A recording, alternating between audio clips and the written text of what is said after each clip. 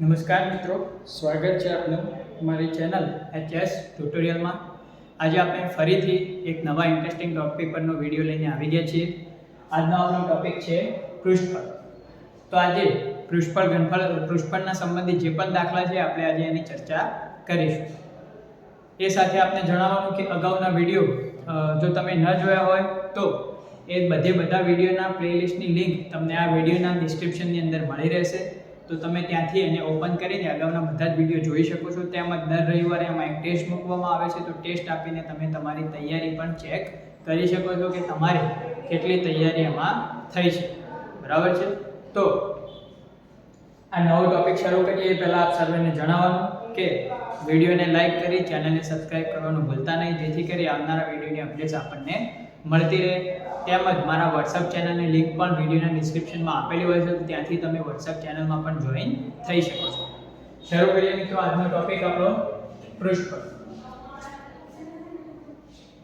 મિત્રો પૃષ્ઠફળ એક એવો ટોપિક છે કે જેની અંદર મેન સૂત્રો અને કોન્સેપ્ટ સમજવાનું કામ હોય છે। જો તમને એના બધા સૂત્રો આવડતા હોય અને એના જેટલા પણ કોન્સેપ્ટ છે, એટલે કે એની જે રકમ છે, રકમમાં કઈ આકારની વાત કરીએ, શું વાત કરીએ છે, તમે ધ્યાનથી સમજી લો તો એ સરળતાથી એના બધા દાખલા તમે ગણી શકો છો, બરાબર છે। તેમજ સૂત્રોને પણ હું તમને અમુક સૂત્રો કઈ રીતે યાદ રાખવા એ સમજાવીશ સારી રીતે, જેથી કરીને તમારે સૂત્રો ભૂલવા પડશે નહીં। તો અહીંયા જોઈએ આપણે પૃષ્ઠફળનું સૌથી પહેલું સૂત્ર, લંબચોરસનું ક્ષેત્રફળ લંબાઈ ગુણ્યા પહોળાઈ, જે તમે બધા જાણતા જ હશો, સરળ સૂત્ર છે લંબચોરસનું ક્ષેત્રફળ।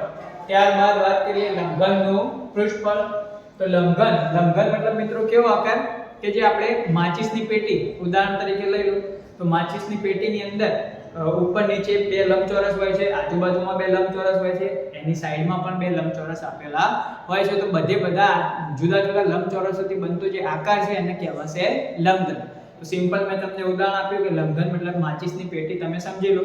તો એવો જે આકાર હોય એનું પૃષ્ઠફળ કઈ રીતે શોધવું? હવે એ આકારમાં ત્રણ વસ્તુ હોય, એની લંબાઈ પણ હોય, એની પહોળાઈ પણ હોય અને એની ઊંચાઈ પણ હોય। તો એના આધારે એનું સૂત્ર બનશે લંબઘનના પૃષ્ઠફળનું 2 LB BH HL, એટલે કે 2 લંબાઈ ગુણ્યા પહોળાઈ વત્તા પહોળાઈ ગુણ્યા ઊંચાઈ વત્તા ઊંચાઈ ગુણ્યા લંબાઈ। તો આ પ્રમાણે લંબઘનના પૃષ્ઠફળનું સૂત્ર બનશે, જે તમારે યાદ રાખવાનું રહેશે। પછી ચોરસ આકારની વાત કરીએ તો ચોરસનું ક્ષેત્રફળ સિમ્પલ લંબાઈ ગુણ્યા લંબાઈ, એટલે લંબાઈનું શું થઈ જશે મિત્રો? વર્ગ। ચોરસ ઉપરથી શું બનશે? સમઘન। તો સમઘન મતલબ આપણો જે પાસો, ગેપનો જે પાસો આવે છે એને શું કહીશું આપણે? સમઘન। તો સમઘન એની અંદર 6 સપાટી હોય છે, 6 એ 6 સપાટી કેવી હોય છે? ચોરસ। તો એ સમઘનનું કુલ પૃષ્ઠફળ આપણને શોધવું હોય તો 6 સપાટી, એક સપાટીનું ક્ષેત્રફળ થાય L નો વર્ગ, તો 6 નું શું થશે? L વર્ગ 6 વખત મતલબ 6L નો વર્ગ। તો સિમ્પલ આપણને સમઘનનું પૃષ્ઠફળ મળી જશે 6L નો વર્ગ। ત્યારબાદ વાત કરીએ નવા આકાર વર્તુળની, તો વર્તુળનું ક્ષેત્રફળ બધા જાણતા જ હશે πr², જ્યાં r નો અર્થ શું થાય છે? ત્રિજ્યા, બરાબર છે। હવે એ જ ઉપર પરથી વર્તુળ પરથી ગોલકનું પૃષ્ઠફળ, ગોલક મતલબ મિત્રો તમને સમજાવું કે આપણે જે ગોળાકારનો ગોળો હોય છે એને શું કહીશું આપણે? ગોલક। તો એવું જે ગોલક હોય એનું પૃષ્ઠફળ મતલબ મિત્રો શોર્ટમાં કે એની જે પણ સપાટી હોય એ સપાટીનો ઘેરાવો કેટલો છે એનું ક્ષેત્રફળ, એને આપણે શું કહીએ છીએ? પૃષ્ઠફળ। તો ગોલકનું પૃષ્ઠફળ એટલે કે ગોળાનું પૃષ્ઠફળ, તો એ થશે 4πr², બરાબર છે। ત્યાં પણ r નો અર્થ થશે ત્રિજ્યા।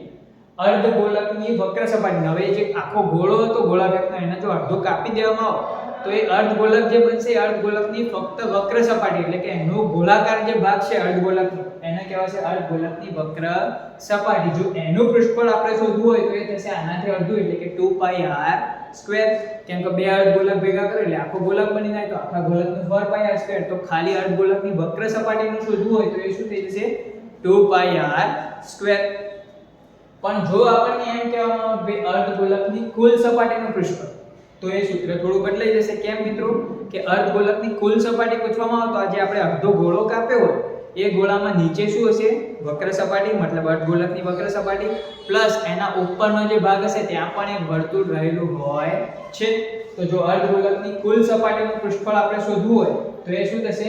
એની વક્ર સપાટી વત્તા વર્તુળનું ક્ષેત્રફળ। તો વક્ર સપાટી કેટલી હતી? 2πr², વક્ર સપાટીનું પૃષ્ઠફળ 2πr² અને વત્તા વર્તુળનું પૃષ્ઠફળ એટલે πr², તો બંને ભેગા થઈ જશે 3πr²। તો અર્ધગોળકના આ બાબતનું ધ્યાન રાખવાનું. જો અર્ધગોળકની વક્ર સપાટીનું પૃષ્ઠફળ પૂછાય તો 2πr², પણ જો અર્ધગોળકની કુલ સપાટીનું પૃષ્ઠફળ પૂછાય તો એમાં એક વર્તુળ વધારાનું ઉપરનું ગણવાનું રહે એટલે એ થાય 3πr². બરાબર છે મિત્રો. ત્યારબાદ નવો આકાર નળાકારની વાત કરીએ તો નળાકારની વક્ર સપાટીનું પૃષ્ઠફળ.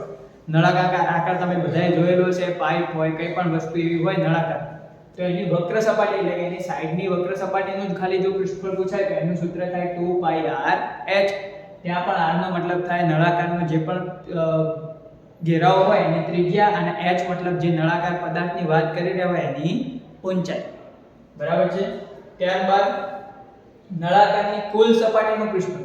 ફરીથી એમાં કુલ સપાટી આવી તો કુલ સપાટીની વાત કરીએ તો ધારો કે આપણા જોડે આવો નળાકાર પાઇપનો ટુકડો છે તો એના અંદર કયા કયા ભાગનો સમાવેશ થાય વિચારો. તો એક થશે નળાકારની વક્ર સપાટી વત્તા ઉપરનું વર્તુળ અને નીચેનું વર્તુળ, તો એ થાય નળાકારની કુલ સપાટી. તો એના આધારે આપણે એનું સૂત્ર લખીએ. નળાકારની વક્ર સપાટીનું પૃષ્ઠફળ 2πrh વત્તા ઉપરના વર્તુળનું ક્ષેત્રફળ πr², નીચેના વર્તુળનું ક્ષેત્રફળ πr². ભેગું કરીએ તો આ 2πrh આ બંને ભેગા થઈને થશે 2πr². એમાંથી 2πr કોમન લઈ લો તો કૌંસમાં થશે h વત્તા r. તો મિત્રો આ રીતે તમને સૂત્ર યાદ ના હોય તો એક ટાઈમ જો કોન્સેપ્ટ મગજમાં હોય તો તમે એનું સૂત્ર બનાવી પણ શકો છો. મતલબ સૂત્ર ગોખવાની બહુ જરૂર રહેશે નહીં. આ પ્રકારના સૂત્રોમાં તમે આ કામ કરી શકો. બરાબર છે. ત્યારબાદ જોઈએ શંકુની વક્ર સપાટીનું પૃષ્ઠફળ πrl. શંકુ મતલબ આપણી જે બર્થડેની ટોપી આવે છે, બરાબર, કોઈ પણ એવો શંકુ આકારનો પદાર્થ હોય, આઈસ્ક્રીમનો કોન, બર્થડેની ટોપી, એ શું છે શંકુ આકાર. તો એની જે ખાલી વક્ર સપાટી છે, વક્ર સપાટીનું પૃષ્ઠફળ શોધવું હોય તો એ થશે πrl. ત્યાં પણ r નો અર્થ થશે ત્રિજ્યા અને l મતલબ જે શંકુ હશે એ શંકુની આ જે ત્રાંસી ઊંચાઈ હોય એને કહેવાશે l મતલબ તિર્યક ઊંચાઈ. જો કોઈ દાખલાની અંદર આ તિર્યક ઊંચાઈ l તમને ન આપેલી હોય તો કઈ રીતે શોધવી, તો એના સૂત્રની મદદથી શોધી શકાય. l બરાબર વર્ગમૂળમાં h2 + r2. બરાબર. એટલે કે એવા દાખલામાં જો તમને l નહીં આપ્યો હોય તો શંકુની ઊંચાઈ આપી દીધી છે, તો શંકુની ઊંચાઈ અને શંકુની ત્રિજ્યાનો ઉપયોગ કરીને તમે તિર્યક ઊંચાઈ l આ સૂત્રની મદદથી શોધી શકો છો. સૂત્રો મિત્રો તમારી નોટબુકની અંદર બધા નોંધતા રહેજો, સાથે સાથે એના કોન્સેપ્ટ અને સમજતા રહેજો. તો આ થઈ શંકુની વક્ર સપાટી. હવે એ જ રીતે શંકુની કુલ સપાટીનું પૃષ્ઠફળ શોધવું છે. તો શંકુની કુલ સપાટીમાં ફરી વિચારો મિત્રો શું આવ્યું, તો એક તો એની વક્ર સપાટી, ધારો કે આઈસ્ક્રીમનો કોન, બર્થડેની ટોપી લઈ લો તો એક તો શું આવી એની વક્ર સપાટી વત્તા એના તળિયામાં કે ઉપર શું રહેલું છે, એક વર્તુળ રહેલું છે. બરાબર. તો શંકુની કુલ સપાટીનું પૃષ્ઠફળ શોધવું હોય તો શું આવશે, વક્ર સપાટી વત્તા વર્તુળ. તો વક્ર સપાટી πrl વત્તા વર્તુળનું થશે πr². એમાંથી πr કોમન લઈએ તો કૌંસમાં થશે l વત્તા r. તો આ રીતે શંકુની કુલ સપાટીનું પૃષ્ઠફળ આપણને મળી જશે. હવે આના ઉપર એક નાનકડો દાખલો જોઈએ આપણે કે ભાઈ એક અર્ધગોળક આકારનું રમકડું છે જેની ત્રિજ્યા 3.5 સેમી હોય તો રમકડાનું કુલ પૃષ્ઠફળ શોધો. રમકડું કેવું છે મિત્રો, અર્ધગોળક આકારનું છે અને એનું આપણને કુલ પૃષ્ઠફળ શોધવાનું કહે છે. આ ધ્યાન રાખો. જો ખાલી એમ કહ્યું હોય કે રમકડાની વક્ર સપાટી તો વક્ર સપાટી ધ્યાનમાં લેવાની, અહીંયા કુલ પૃષ્ઠફળ કહ્યું મતલબ એની કુલ સપાટી ધ્યાનમાં લેવી પડશે. તો આપણે લખીશું રમકડાનું પૃષ્ઠફળ.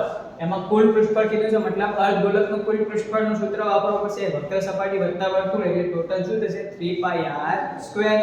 કિંમતો મૂકી એની અંદર 3 * π ની 22/7 * r 3.5 છે તો 35/10 35/10 ભાગ ઉડાડો તો થશે તે ઉપર રહે 33 * 35/10 ગુણાકાર 1155/10 એટલે 111.5. અને એકમ જ્યારે મિત્રો પૃષ્ઠફળ શોધતા હોય એટલે મૂકવાનું થશે સેમીનો વર્ગ. તો આ રીતે સરળતાથી આપણે એના દાખલા ગણી શકીશું. બધા કોન્સેપ્ટ ધ્યાનથી સમજી લેજો, સૂત્રો નોંધી લેજો. ફરી મળીશું એક નવા વિડીયોમાં નવા કોન્સેપ્ટ સાથે. ત્યાં સુધી જય હિન્દ, જય ભારત.